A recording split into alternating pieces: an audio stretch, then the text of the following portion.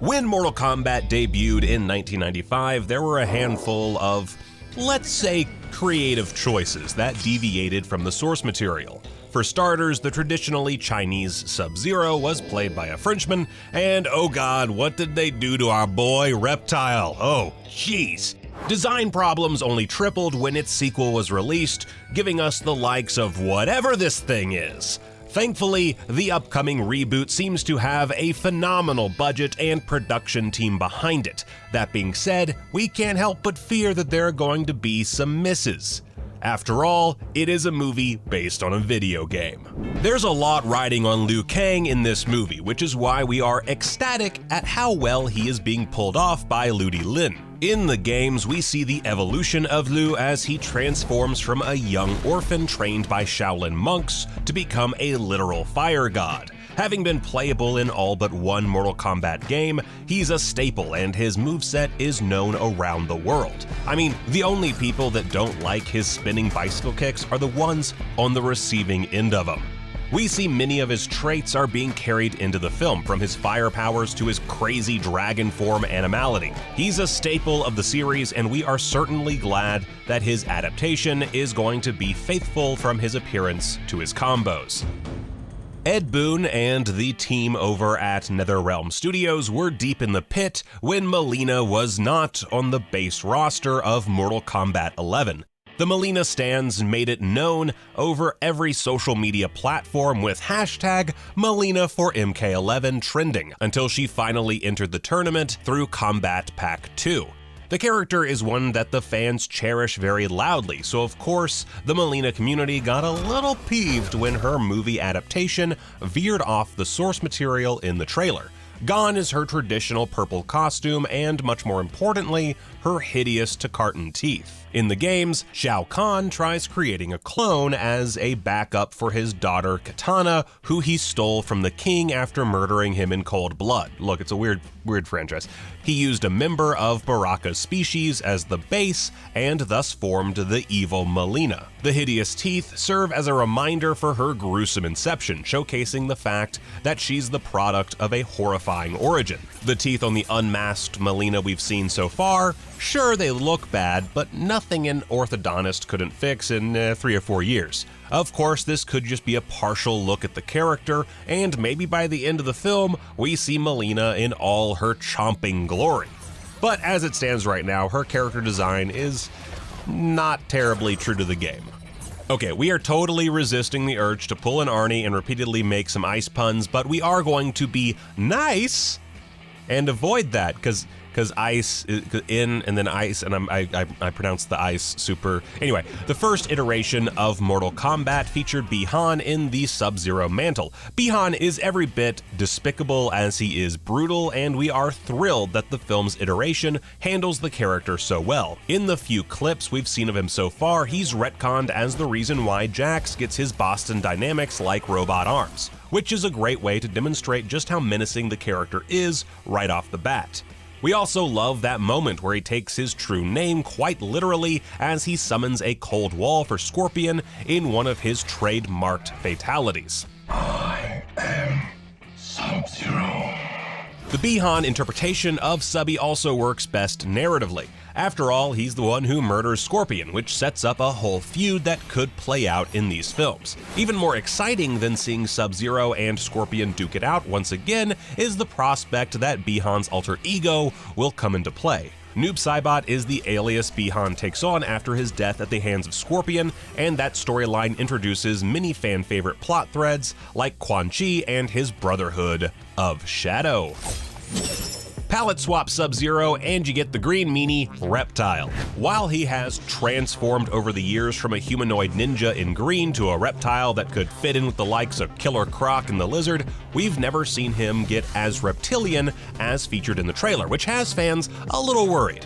Some of his signature moves, like his slippery slide and claw pounce, are designed with the character's slim aesthetic in mind. It would be a shame if he got nerfed as a result of being a one-off. While there should be some stakes in the film and favorites need to be killed off to show how brutal and X-rated the journey is, Reptile mains everywhere are feeling the disrespect, especially after his character was downplayed to but a quick jump scare in the Mortal Kombat 11 crypts. You know what? Even looking like he does in the trailer, he still looks better than his CGI counterpart in the 1995 film. Yeesh. We still aren't done with the ninjas just yet. Of course, we have to talk about everyone's favorite Scorpion. No matter how many times we hear the quote, "A good get over here" sends chills down our spine. A quick trip over to the low-level ranked on MK11 and you see two things, his Hellport and his spear, both being attacks we see in the trailer, indicating we will see Scorpion in all his Shirai Ryu glory. Sometimes changes that aren't entirely true to the games are still appreciated. For instance, Scorpion's new costume is, it's pretty wicked. The samurai touch adds history while still evoking his recognizability. And speaking of history in the costume, the kunai design is also a nice touch. While it's certainly efficient at delivering devastating blows, it actually has its origins from 14th century Japan, where it originated as, get this, a gardening tool, going from farming crops to farming souls. Not a bad journey. It's so easy to hate Kano, and that's why we all love him. That being said, his interpretation may end up being not so much like his arcade counterpart. In the games, Kano is about as deviant as they come. He's gone undercover with Sonya and Jax, completely betraying them to scrub Black Dragon records. As Kano gives his clan a leg up, Jax takes his eye out, setting the stage for an epic rivalry. The hatred between the Special Forces and the Black Dragons are integral to lore, and the fight between Jax and Kano was used to solidify that. Have no fear about Kano staying as a good guy though. Kano is shown firing his eye optic laser at Kung Lao, so his turn to evil will be touched upon in the film. Fans have also pointed out that when Kano fires his laser, he is doing so without a protruding eye shield, switching out the trademarked Phantom of the Opera-esque design to the character. But we've got to remember, this is the dude who coined the term Kano Ball. None of this is meant to be taken that seriously. Goro is one of the most infuriating bosses from all of our childhoods. A quick sight of him typically evokes a dreadful remembrance of the quarters wasted trying to surpass him on the towers. When we saw Goro in the original film adaptation, we couldn't help but laugh at how clunky the puppeteering was. Disgusting. Now, we do love practical effects, and more often than not, they are the better choice. But that Goro just ended up being a little too clunky, removing his menace and adding in a goofy aspect that devalued how intimidating the Prince of Shokan truly is. Thankfully, this CGI looks leagues better than other grotesque CGI monsters. We're looking at you, Scorpion King. When looking at the cast list for the upcoming film, there is one combatant that seems to be 100% unlike any video game counterpart, that being Cole Young. The problem that comes with the inclusion of Cole is it brings down the importance of other combatants. But time will tell. Maybe Cole quickly becomes a fan favorite and is swiftly added into Combat Pack 3. Or maybe he turns out to be a name-swapped character. With Cole's connection to the ninja and mysterious Mortal Kombat scar, it could be speculated that Cole is actually Kuai Liang, the younger brother to Bi-Han. Regardless of who he might be, if he actually is supposed to be anyone, we've gotta give it to him. He's already a better character than Jarek. Where do you get these guys? Sonya Blade is often the unsung hero of the Mortal Kombat franchise. Sure, we love the series aspect of ninjas inflicting permanent lung damage on one another, but also as important to that in the current timeline has been the Special Forces side stories. Sonya Blade, mother of Cassie Cage. Sonya is a multifaceted character in the games, being both a badass soldier and lovely parent to Cassie Cage. Family was an extremely important plot thread in the last two games, and if Sonya wasn't adapted well, we would never want to see those potential storylines play out on the big screen. Of course, we gotta mention Johnny Cage's seeming exclusion from the film.